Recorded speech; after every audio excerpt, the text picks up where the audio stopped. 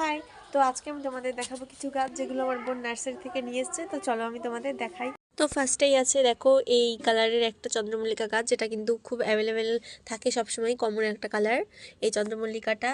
তবে এটার কালারটাও কিন্তু খুব মিষ্টি, দেখো একদম লাইট পার্পলের মধ্যে এটা আছে, আর এটা নিয়েছে 10 টাকা। তারপর আছে এই একদম ডিপ যেই লাল কালারের হয় সেটার একটা চন্দ্রমল্লিকা গাছ। এটা ওই রক্ত গাঁদা যেই ফুলটা আছে না, পুরো সেম ওটার কালারেরই। এটাও কিন্তু খুব সুন্দর। আর দেখো এই গাছে কত এখনো কড়ি রয়েছে। এটা নিয়েছে 10 টাকা। আর তারপরেই আছে এই ডিপ পিঙ্ক কালারের একটা পিটুনিয়ার গাছ, এটা নিয়েছে 15 টাকা মতো। আর এটার কালারটাও কিন্তু খুব সুন্দর, দেখো একদম পেঁয়াজি কালার যেটা হয় ওই কালারেরই। আরও একটা গাছ আছে যেটা নিচে রয়েছে, ওটা আমার নিয়ে আসতে হবে, ওটা আমি পরে দেখিয়ে দেবো। তো এই 4টে গাছই কিনেছে, আপাতত এখানে 3টে আছে, 3টেই কিন্তু খুব মিষ্টি কালার।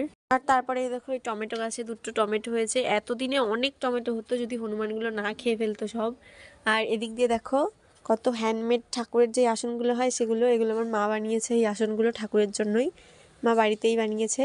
আসনগুলো কিন্তু খুব সুন্দর হয়েছে, এগুলো সব বাড়িতেই বানানো। তো আজকের মতো এই পর্যন্তই।